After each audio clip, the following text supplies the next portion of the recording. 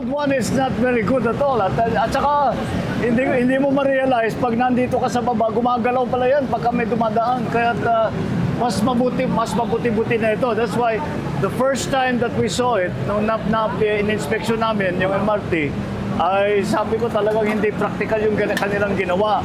Kaya ngayon, ay may pinagbago, naayos natin ito within 4 months. Ang pangako sa atin ay 6 na buwan, 4 na buwan pa lang tapos na.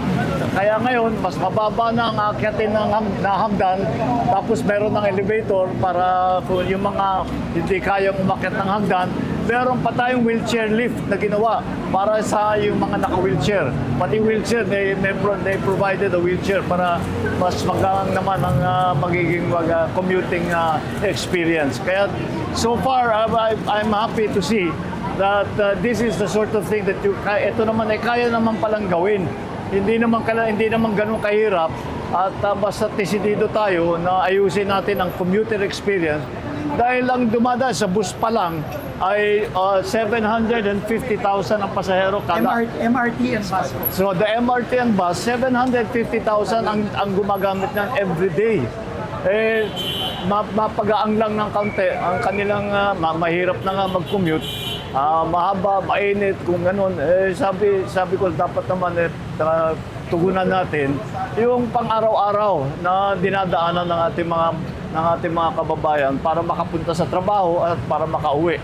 At ito ay isang bahagi lang dyan. Ang susunod na ngayon dito ay titiyakin natin yung maintenance niyan lahat.